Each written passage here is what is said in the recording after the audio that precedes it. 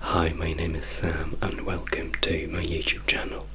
Today I want to try and convince you that, contrary to popular belief, the UK is a great place for holiday. And before we do that, it would be amazing if you could like this video and subscribe to my channel down below, and even leave a little comment, even just a smiley face. But also, I would love to know what you think about the UK as a holiday resort. So I would like to hear your experience with the UK.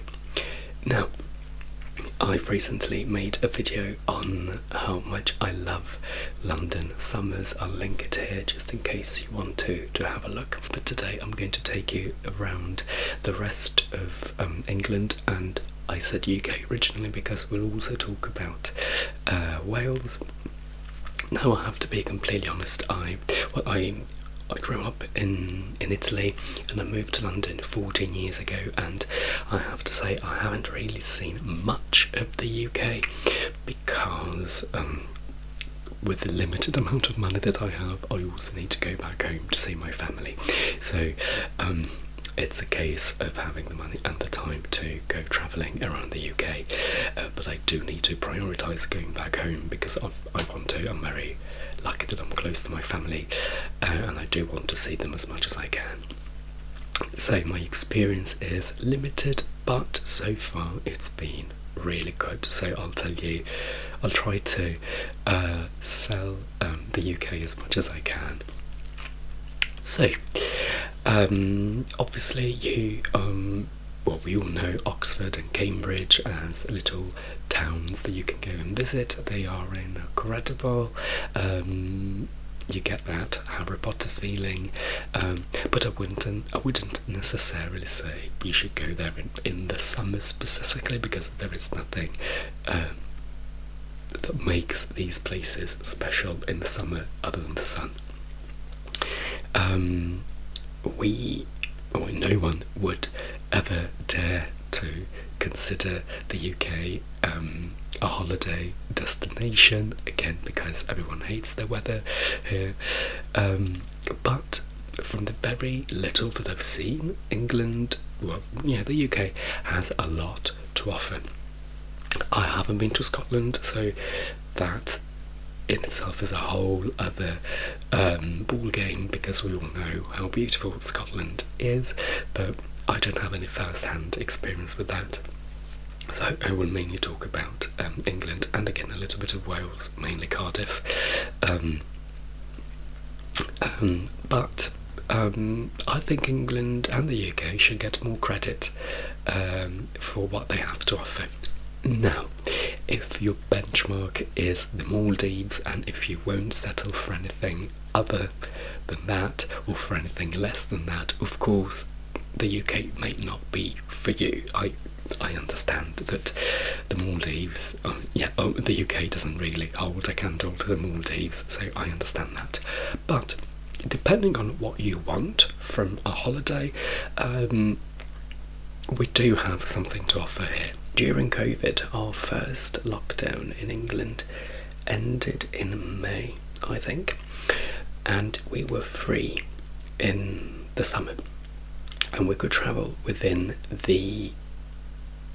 either the UK or just England, and I couldn't go back home to see my family, and I decided to have a little holiday, in England, because that was the perfect chance for me to explore a little bit more.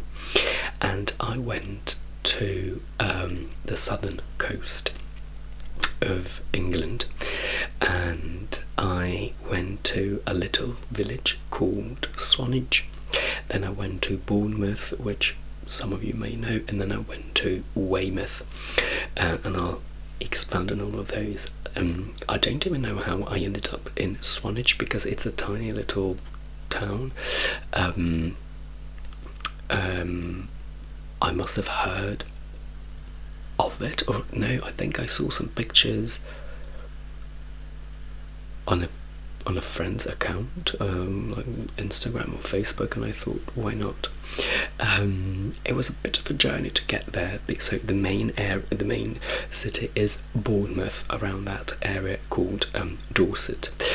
So Bournemouth is a fairly famous city because it's a university city, and also I think it's the most popular coastal and it's seaside destination in the UK. And when the sun is out, like today, the beaches are packed. And during COVID, unfortunately, although so we were free, but the lockdown was over, but we obviously had restrictions in terms of distance and how many people could be in the same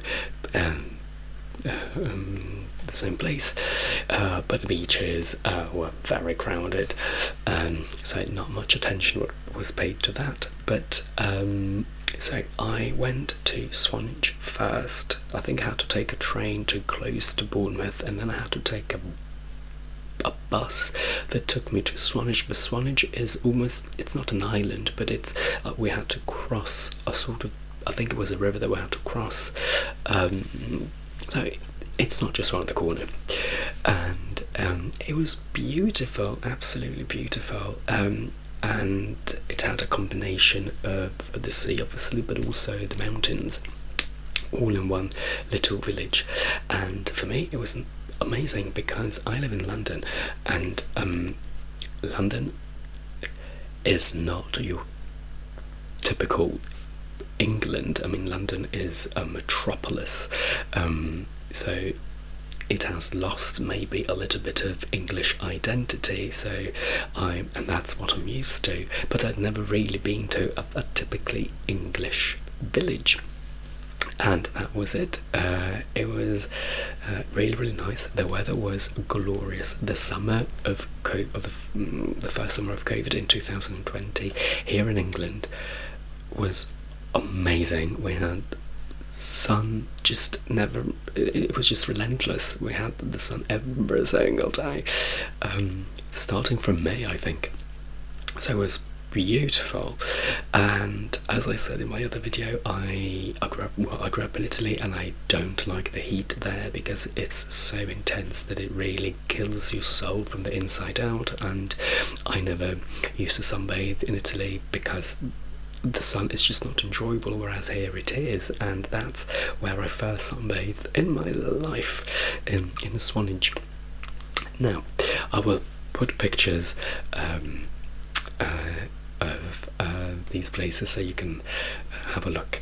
Now, I don't know what kind of beaches you are used to in your hometown and in your countries, but I am used to the beach on the east side of Italy. I live an hour away from the beach.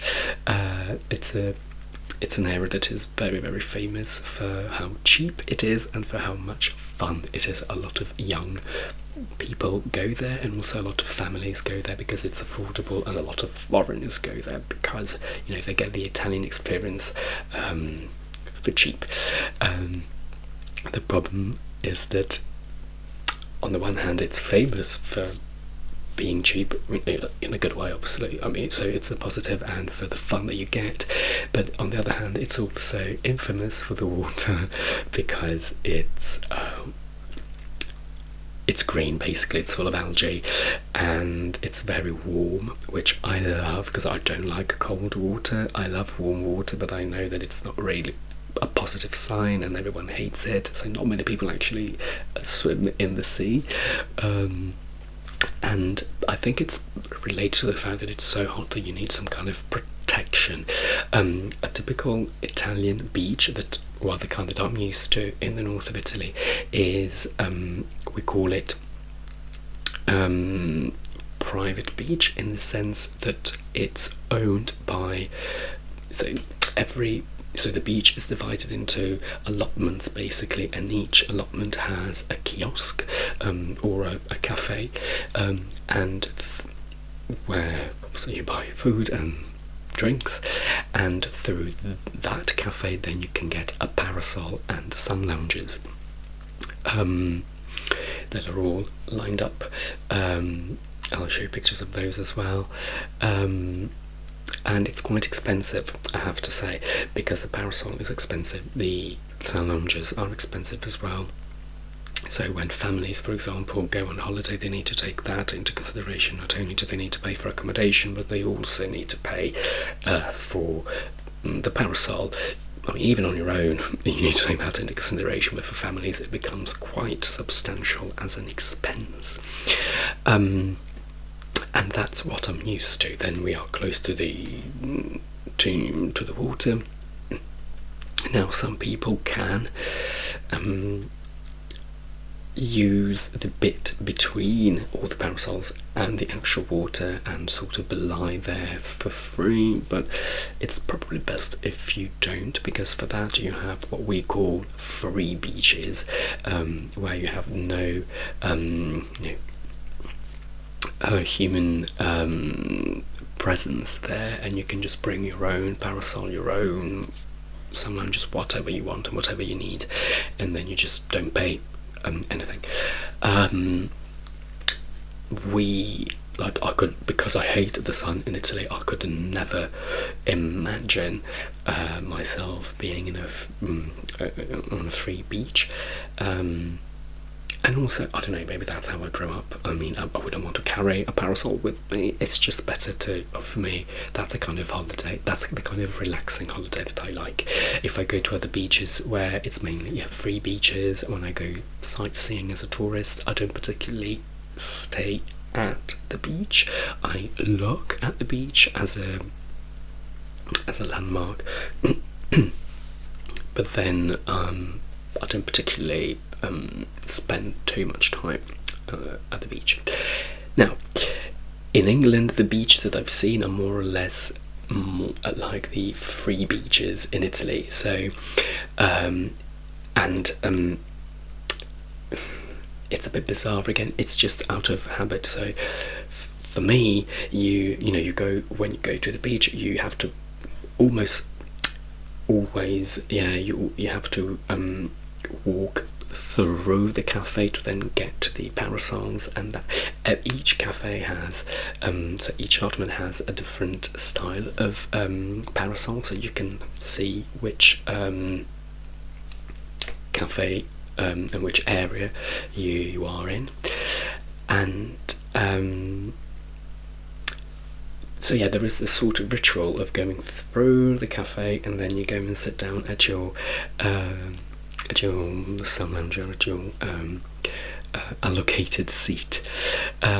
Whereas in England, so far, it hasn't been like that. So you have the street, and then you just have a little bit of beach there with the water, obviously, with no. There are some kiosks that sell maybe, I don't know, ice cream or one type of food, but it's not a big establishment. It's not a big cafe that then gives you the parasols. No, it's all free. You can get parasols and sun lounges, and also partitions.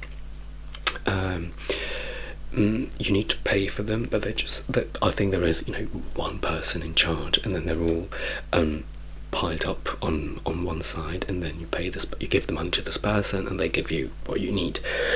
It's extremely cheap compared to Italy, I have to say.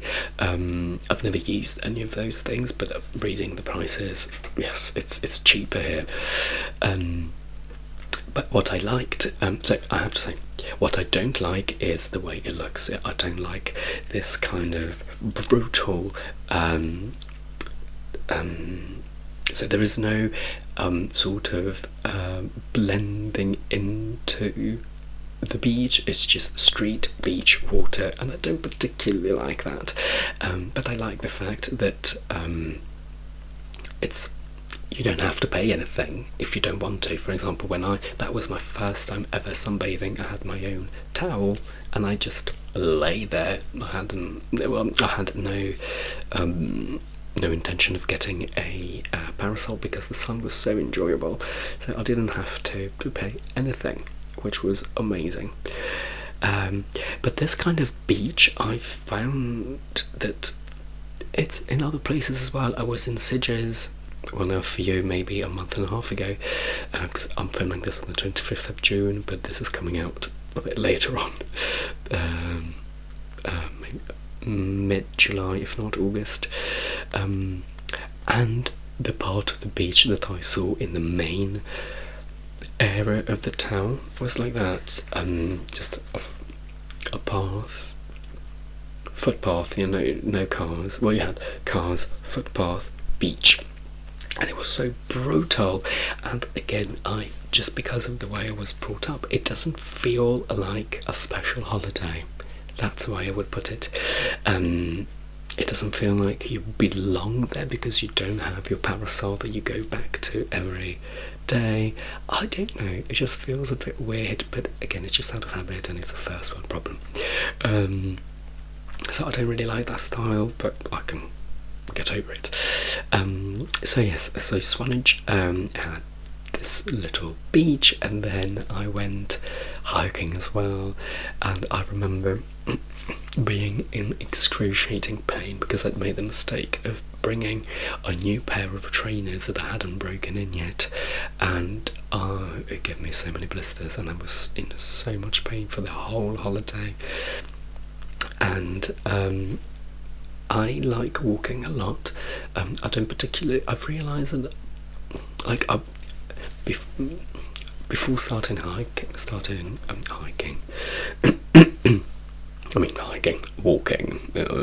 walking on a mountain. I don't think what I do qualifies as hiking. It's not that professional.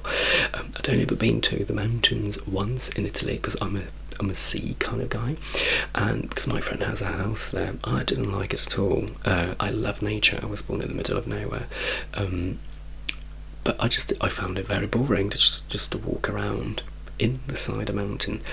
But this time I liked it, and it was a 4-hour walk, I think, and I always do this every time I go to these places. I always walk everywhere. I don't take any public transport because I want to explore everything, and I do like walking along the coast because the beauty of these places is that they have hills or mountains, and then right here you have the sea, so from the mountain you can see the water. It's brilliant. But I always get myself into very weird situations. So that was a 4-hour walk in the middle of nowhere. There was no signal, and at one point, oh god, I found myself walking past cattle, and it was mainly cows. I think they were humongous, and I was petrified because I could just picture them charging at me, but they didn't. But that was not pleasant. And then I don't even know where I ended up, and then I don't know how. Yes, I know, I do remember. I ended up, I don't even know if it was Swanage anymore. I ended up in this village, which was beautiful. Then I walked all the way back, so it was a long trip. But it was really nice. I spent only one night there, and then from there, yes, I think from there I went to Bournemouth, which is the main, it's in the university city and the main seaside city. It was really nice. Again, the beaches were packed. The beaches were absolutely packed. But I liked it. I really liked the atmosphere to the point where I almost considered moving there, actually, because the weird thing with London is that it's very emotionally cold. There is something about London that I can't quite put my finger on that leaves you a little bit emotionally detached, whereas if you go anywhere else you feel more welcome, and I felt that there as well. And I'm a drag queen and I need to perform in London, so that was the only thing that stopped me. But then, weirdly enough, I went back to Bournemouth a couple of years ago, in 2022 I think, with my mum, and I wasn't as mesmerised, so I still liked being there for 2 days, but I don't think I would move there now.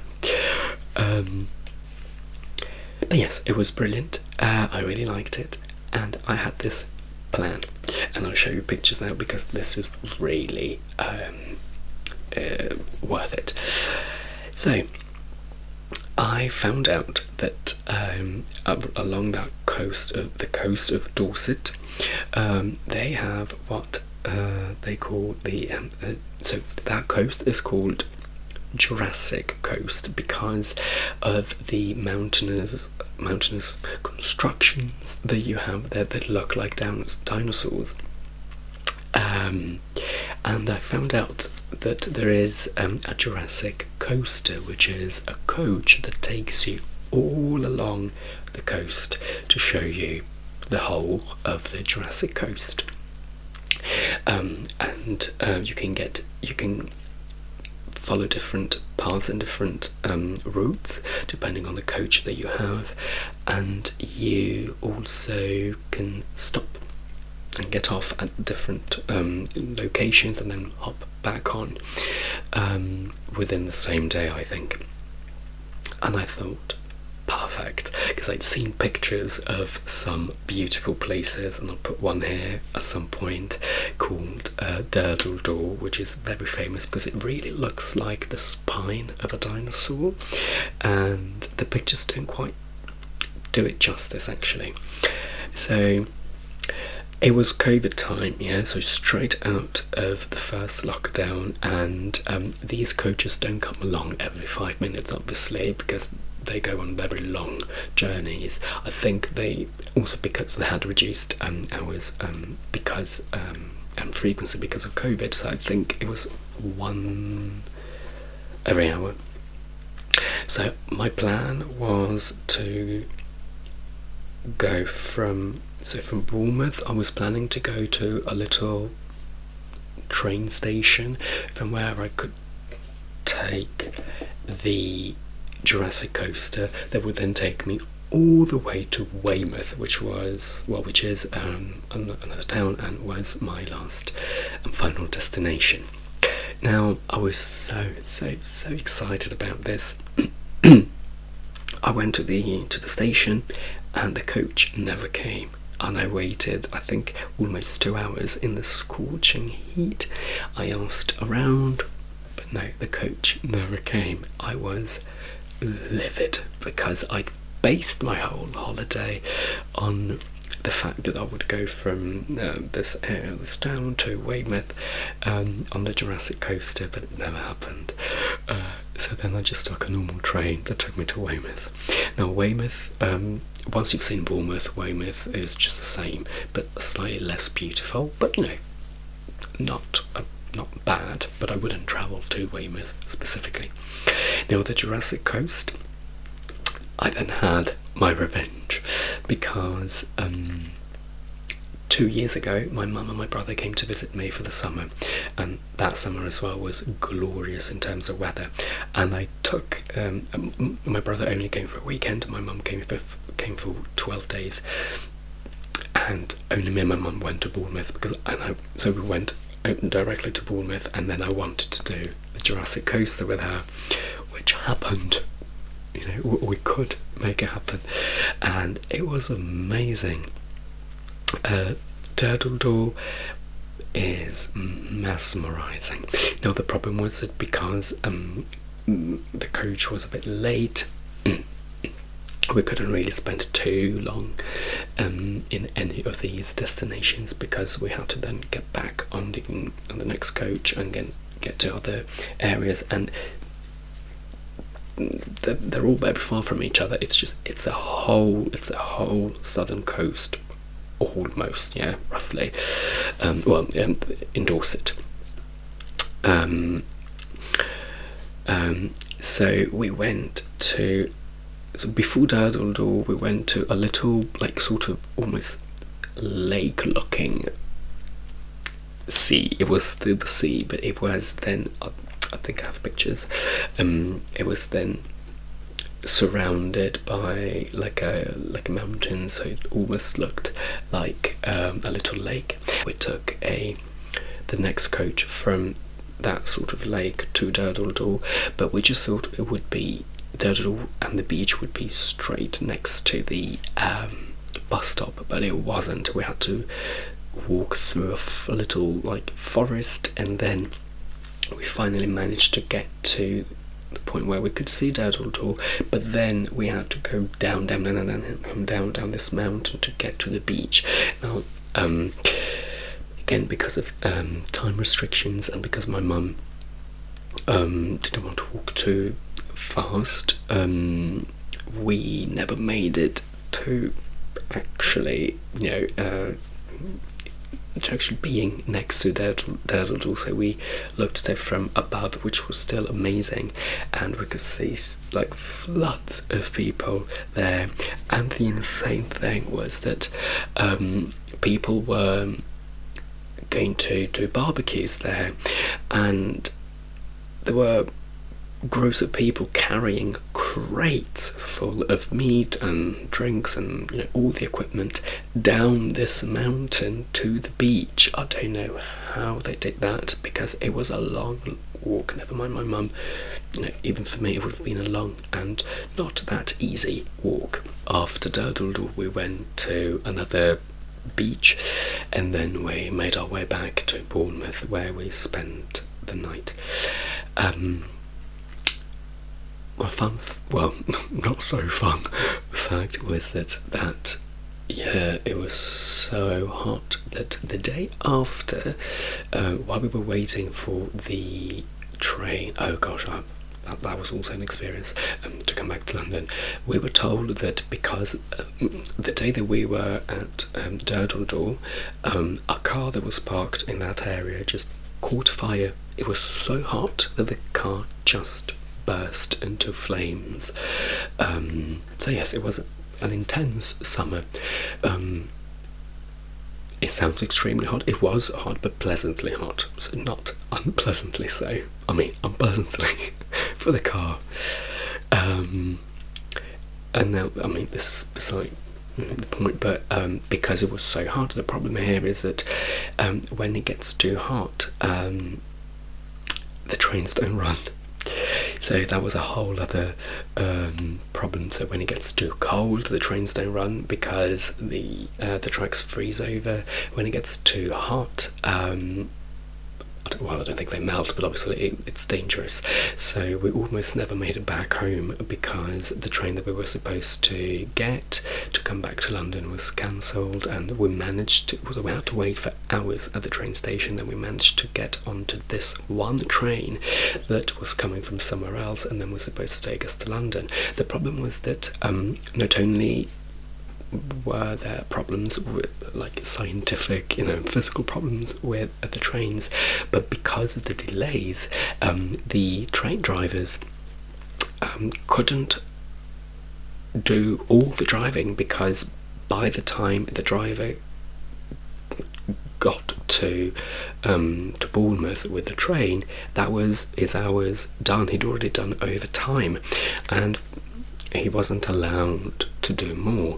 So the problem was not only that you may not get a train, but you may get a train, but you may not get a driver to drive it. But we were blessed that someone took us home, and we were very, very lucky. But at Bournemouth, especially the Jurassic Coast, I highly, highly recommend, in the summer, obviously. I don't think many people know about it. To be honest, not many people in England know about it. I found out about it only because, again, I think I saw some pictures of something on a profile somewhere, and I looked into it. So I highly recommend you do that. Then we also went to Bath. Bath is not a coastal town, but it's a very nice town. It's more for sightseeing though, where you go to see the baths, and I was very sceptical about it, because I thought I would be bored, but no, it was really good. So do go there. Now, keeping it sea related, the summer after, I still think that we were not allowed to travel abroad, so my little holiday was to Cardiff in Wales. I'd never been to Wales before, and I liked it. Coming from London, what we all like about smaller towns and villages is the fact that everything feels so welcoming and familiar.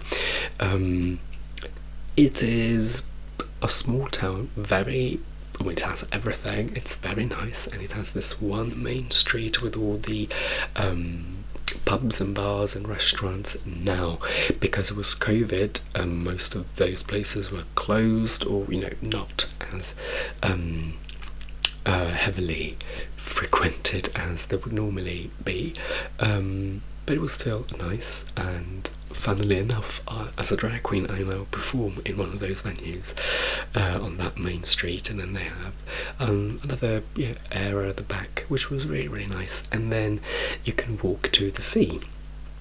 I liked it, and then I didn't really sunbathe there, but then sorry, I'll keep this little noise in so I don't have to stop again. Sorry, there was a moped driving past.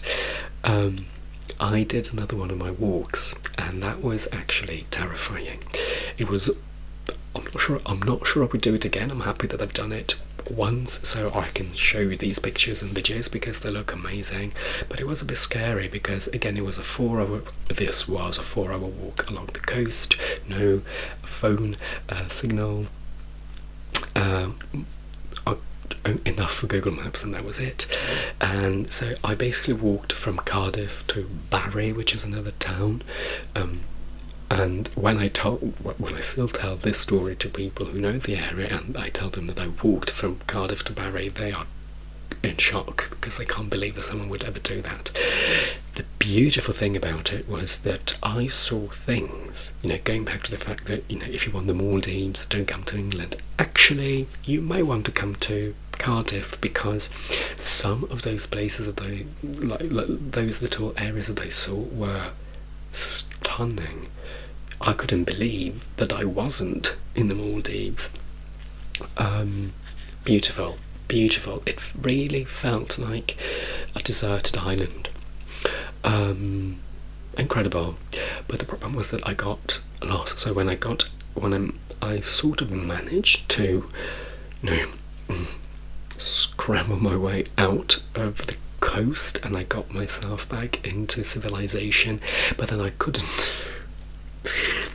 find my way to the station, because my plan was to then take a train from Barry to Cardiff, because I wasn't going to walk another 4 hours back. But I don't know why, but I couldn't, even by following Google Maps, I couldn't find my way to the station, and I randomly found myself on a motorway or something similar to it, and I found myself just walking aimlessly, and I thought I was going to die, I have to say, because I hadn't really eaten anything, I hadn't drunk anything for 4 hours. I was in the scorching heat of the sun, so it was a bit rough, but I made my way back home somehow. Now, would I pay to go back to Cardiff as a city? Maybe not, because although it has a very nice homely feel, I can get that in London anyway, even though, more or less. But if you've never been, it's a nice little town to go and see, and you can also make the most of the sea. And I'm happy that I perform there every now and then, so I go and see it, mainly at night, but it's still there as an option. So, yes, I think these are the mainly. Oh no, I've also been to Dover, which is famous for the cliffs, and I've put some pictures here. Now, unfortunately, when I went, the weather was not the best, so the pictures the pictures do it justice. The pictures are exactly the way I saw the cliffs, but I'm sure that with a bit of sun, everything would have looked better. I hope that my pictures have convinced you to give the UK a go. And on that note, because I've been talking for very long, as always, I will let you go, but do let me know in the comments if you've seen any nice places around the UK. But don't go to Portsmouth. Oh yeah, before I forget, I went to Portsmouth. It's not worth it, so do not go there. Skip that. Okay, now I will let you go for real. Bye bye, and I'll see you soon.